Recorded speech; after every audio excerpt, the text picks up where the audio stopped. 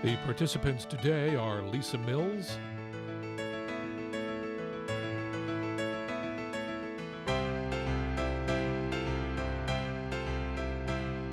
and Manoj Chopra.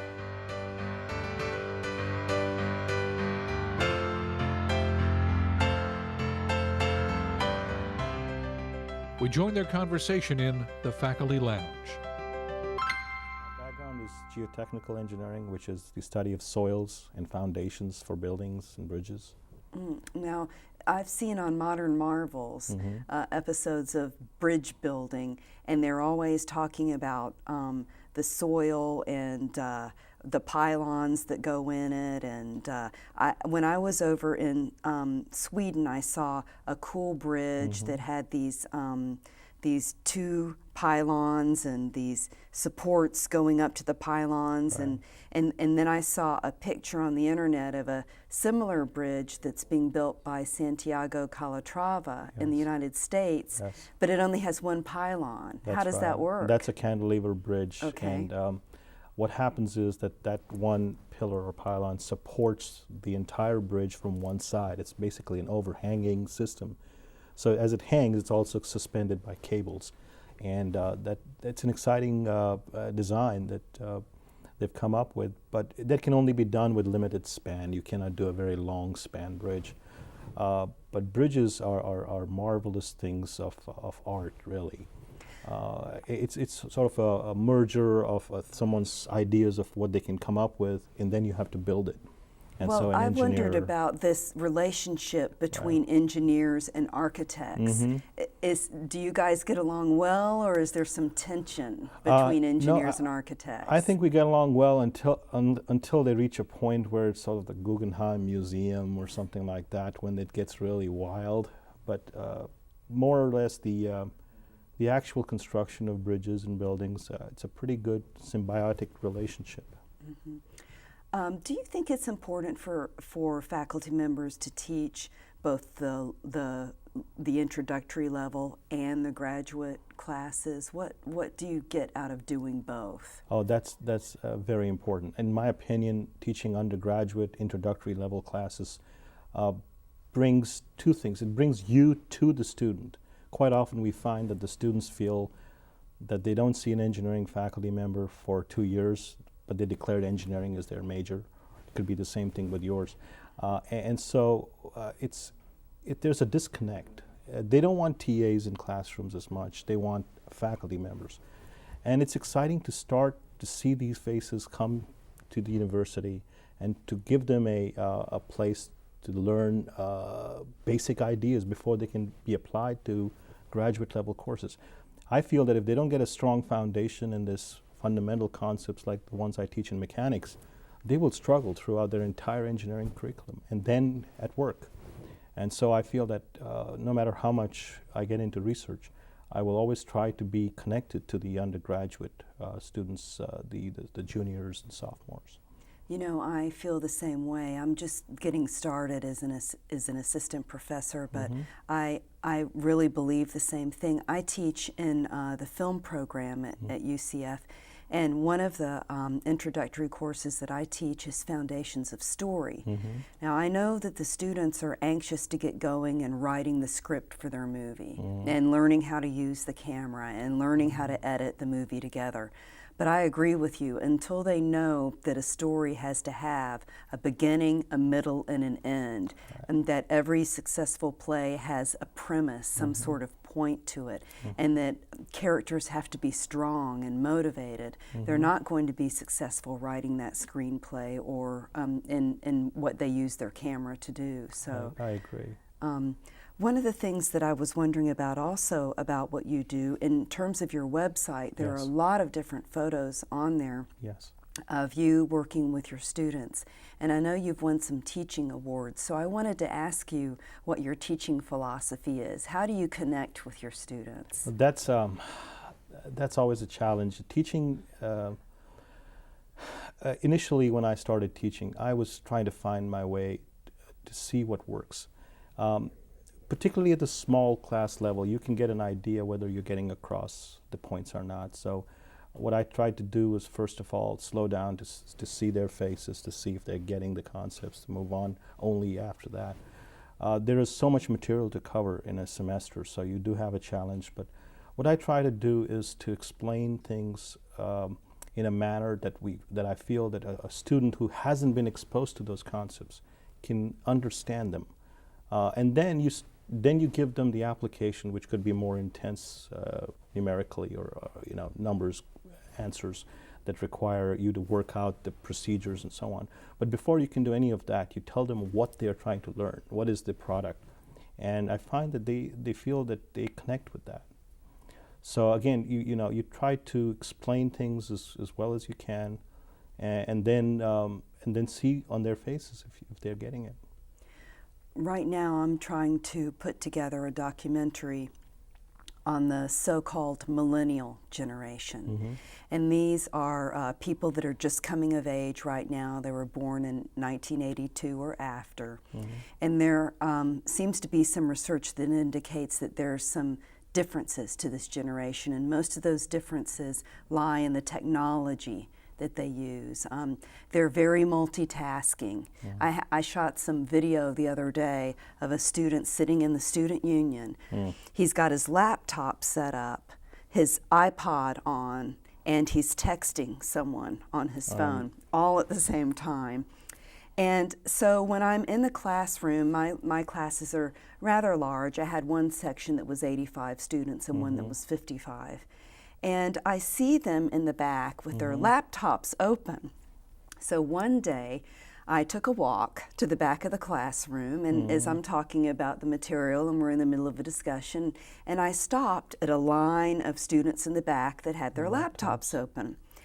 And I went up to the first one and I asked him, I said, "What are you doing on your laptop? Are you taking notes?" And he said, "Well, I just bought something on eBay and I'm working on getting it shipped to my house." I said, okay. And he said, "But I'm listening to what you're talking about." So I went to the next one and I said, "What are you doing?" And he said, "Well, I'm downloading some free software over the Wi-Fi network while I'm listening to you." And for a teacher, your first reaction, for me anyway, is I was hurt because they weren't paying attention to the lecture I had worked so hard to prepare for them, but they said they were. And I wonder if maybe they were, but we just don't understand how younger people process information now. Maybe they do have the ability to do more things at one time. I wondered what you thought of that. That's interesting, because yesterday was my first experience with someone taking an exam with an iPod connected to their ears. And I hesitated. I said, should I or should I not? They could have recorded stuff that could be relevant, but I gave them the benefit of the doubt, and this was the first time. The laptop, I have asked them to shut it in my class. Sometimes I lecture as a guest lecturer for one day in the introductory freshman engineering class, which is all engineers. So those are 3 sections of 400 students each. Oh my gosh. But you go in, every discipline goes in one time to talk about it. And that's where I see the proliferation of laptops everywhere.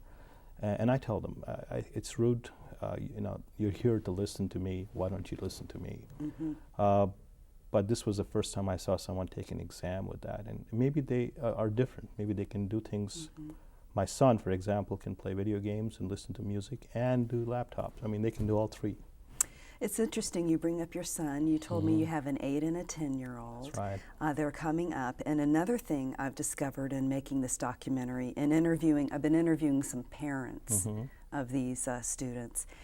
And this generation seems to be very, very close to their parents.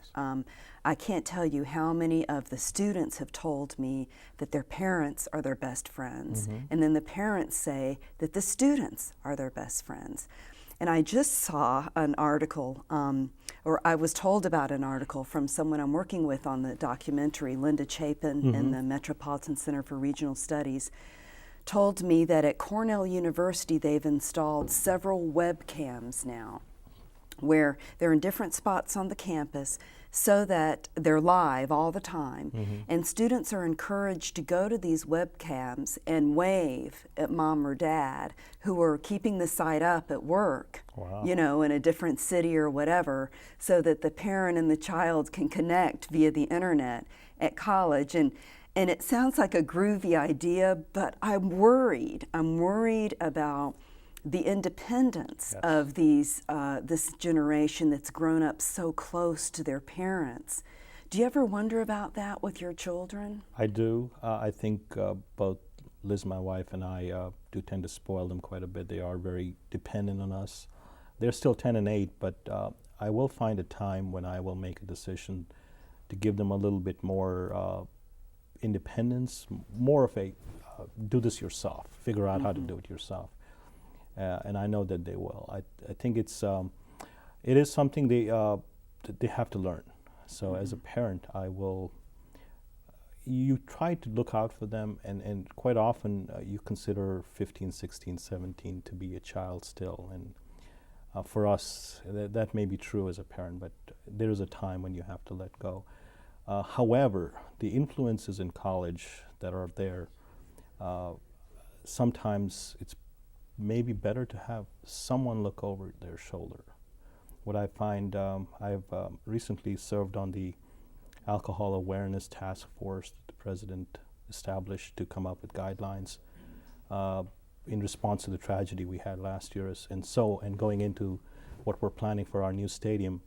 And the statistics that you learn about college students, sometimes it's scary. So it's going to be hard to let go, but there will be a time when I will just say, no, they need to figure this out on their own, and sometimes fall and then get up. I find as a teacher that's one of the most difficult things for me, is to allow my students to fail. And you were telling me earlier about how involved you are with your engineering students and some of the competitions Yes. that they do. Can you tell me a little bit more about those competitions, and how as a faculty member you walk that line between telling them what it is they need to do to succeed and hanging back and allowing them to discover what it is they need to succeed? It's so tough. It is tough, and there are schools that I know that the faculty member does the entire competition design for them, and I will not name those schools, but we don't do that. As an advisor for the American Society of Civil Engineering group, I decided to help them in setting up their own shop to do the steel bridge design, or to help them come up with a environment where they can work on their concrete canoe, but never to design it for them, never to tell them this is how your bridge should look, or this is how the canoe should look. Because I find that those competitions, they're truly design competitions. In engineering, the final product of something that you do is a design. And this is where they're learning how to do that at a small scale, but they're learning how to manage time, they're learning how to get materials themselves, put together everything on paper before they build it, allocate tasks to each other, work as a team. So these kind of competitions, I find, are really beneficial to them developing their own skills. If someone's telling them how to do everything, they're not going to be independent when they do this on their own. And I find that the students that go through this, when they mature so much. By the time they're done, they have internships where I get feedback from their employers saying that they're doing a wonderful job. So this is a great experience for them. And again, I will not tell them exactly how to do something. So that's what I feel is a success story on my part.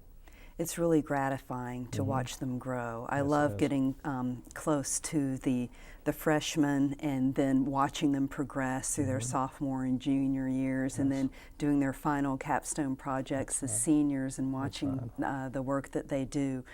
One of the things that we try to do in film is give them, like we talked about, the basic skills that they need, and then they'll write a screenplay and run it by different faculty members and get feedback. And then, boy, when it comes time for them to make their movie, their production, that's when the students find out how important teamwork really is. That's right. It's hard to get sometimes I find it's hard to get students to get into groups.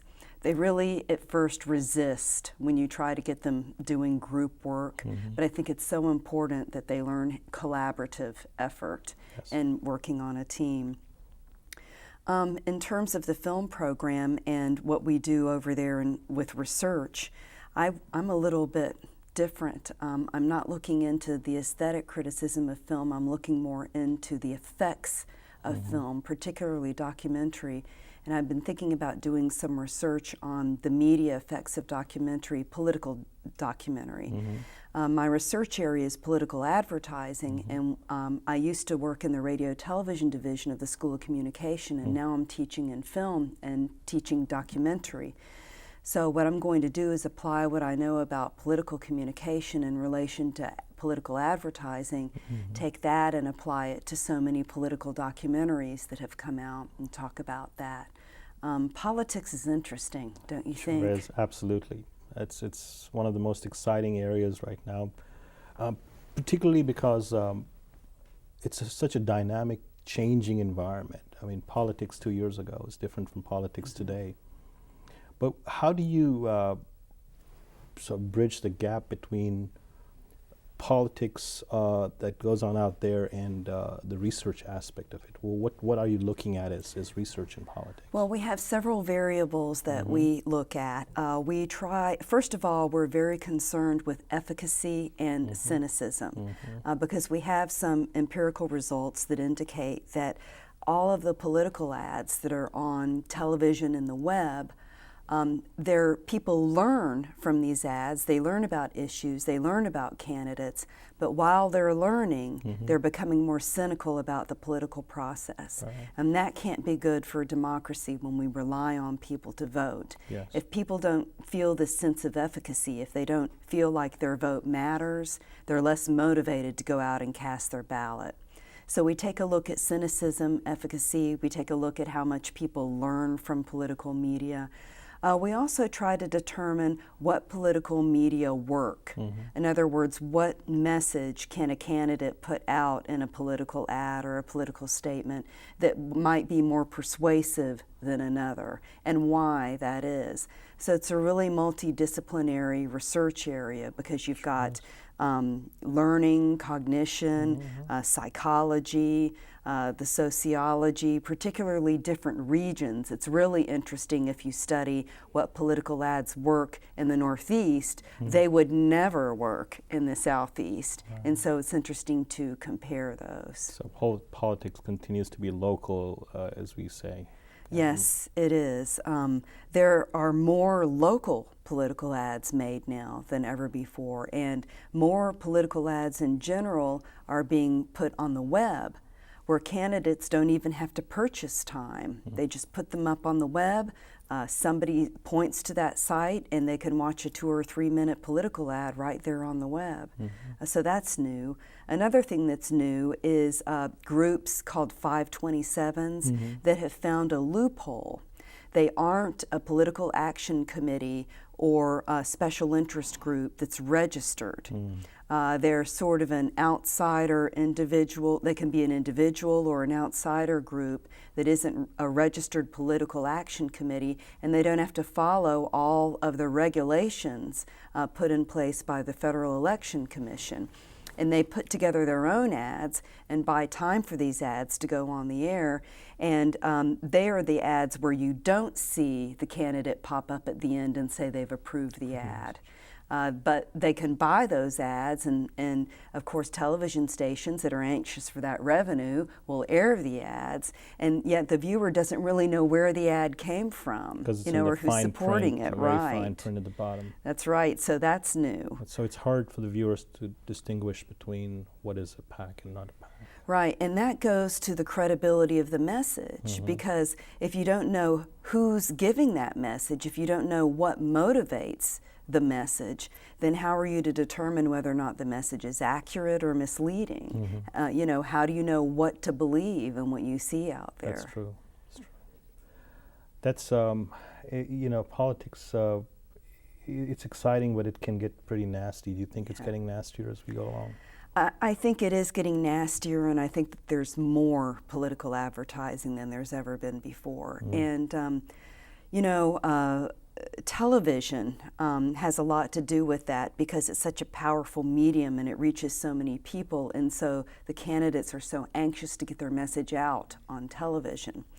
And there was a movement a few years ago when television stations, when it was determined television stations were going to go from analog to digital, and they would be able to divide into sub-channels. There was a movement to try to have television stations set aside one of those sub-channels for political messages that candidates and issue advocacy groups could put up at no charge. So that if there was a medium or a channel that these groups and candidates could rely on and not have to raise money to get their message across, there was the thought that maybe we could reduce the amount of fundraising that had to be done, you know, because so many millions are spent on political ads. Yes. But that movement unfortunately died. I don't ever see that happening now. But we need to find a solution to this, and perhaps, you know, through research, we can make some suggestions to the people in government who are regulating the system. Again, it's all about the application, not just the knowledge. It sure is. It sure is. Well, one of the exciting things that I have started looking at is how to save our resources in the state. We get 1,000 people move to Florida a day. I don't know if you know that. It's incredible. And there are some, I think recently there were some projections on what Florida would look like in 20 years and 50 years, and you wouldn't recognize it. Of course, global warming could raise oceans, so we couldn't have Florida. Right. But if we had the same landmass, it would be covered completely with paved surfaces. So one of the things that we're looking at in the Stormwater Academy that we have at UCF is a new type of technology called pervious pavements. The idea has existed before, but they haven't come up with specifications that are being implemented. Water management districts need something that can be built, performs, so we're coming up with guidelines for how to build it well, how to test its performance, and then what we could do for low load areas where there's not a very heavy traffic, we could use that pervious concrete, which allows water to go right through it. It goes all the way through like a sieve. Immediately. In fact, you don't need any slope because you want the water to stay on it, so it can go penetrate. That does two things. One, you don't get runoff, so you don't have to have all these ponds and stuff that you see. The first thing that you build in a subdivision is a retention pond. Yeah. So you don't get the runoff, and the other thing is you're replenishing Florida's water supply. We're pumping out so much water, so hopefully some of that water can go back in. And recently, could I go to Home Depot and buy a bag of this pervious concrete? No, at this point it is a specialized product that has to be done by a few contractors. It's not a secret what it is, really. It's basically, if you look at concrete is stones, which we call aggregate, cement, which puts things together, and sand, which goes into the holes of the stone, so you get a very solid material. Well, if you leave the sand out, you have stone held together by cement, and you've got holes, and that's what it is. It's a simple concept. Yes, it is. And so you go, of course, you don't get as much strength because the sand in the holes of the aggregate gives you the mass that is very strong. So you have about half the strength of regular concrete, but it does a good job in allowing water to go right through it. Wow, that sounds neat. I love it when I can understand how something works that way. I love a program called Modern Marvels where you can see how things work. That's right. Do you ever watch movies? What are some of your favorite movies? Do you like action adventure? Do you like biographies? Drama, comedy? A bit of all of them. The only thing that I do not watch is horror. Somehow I have never managed to get myself. I think it must be The Omen or one of those things where the face went around. Oh, The Exorcist. The Exorcist. Once I saw that, I said, "This is it. I'm done." And now it's pretty gory stuff, isn't it, on those things? But I love action movies. I like action drama, and science fiction. I've always been a fan of science fiction. I read a lot of science fiction. My wife, of course, would like to go see one of those movies where there's some sort of a relationship The developing. chick flicks, Well, yeah. But yeah, I would watch pretty much anything. What I found is that my kids want to go see cartoons, but to pay $10 to see cartoons, I'd rather watch the DVD when it comes out. I've reached a point where it's like an economic decision. Oh, I watch a lot of DVDs too. It's interesting, when I heard you talking about the 3 things that make up the pervious concrete, I thought about the Foundations of Story class and how, you know, students, when they think about making a movie, they get overwhelmed with the task of it. You know, how am I going to get this done? How am I going to raise the money to pay the people that are going to help me make this? Can I really get that screenplay done? And then can I find actors and actresses to do what I want them to do and get enough film stock and so forth? But really, all of that process also boils down to 3 things. And in the Foundations of Story class, we talk about how a good movie, first of all, needs a premise, a point, a goal, that the premise has to come out of character motivation, a strong character. A character who wants something, and the antagonist is trying to keep them from getting what it is that they want. And then the last thing that a good story needs is some sort of conflict. And that will come out of the character as well. So the whole point of the story, the conflict in the story, all comes from the character and writing strong characters. And it's really interesting to read some of the character descriptions that students come up with. I bet you can guess what they are in college. Many of the screenplays that I read are about college life. They're about a student who is bored and doesn't really feel like doing anything but knows that they should. There's often a love interest in there. But ultimately, in the end, the resolution is they become a good student. That's right. And they get into their studies, and they graduate with honors, and they go on to a wonderful job. So their stories are autobiographical with wishful thinking.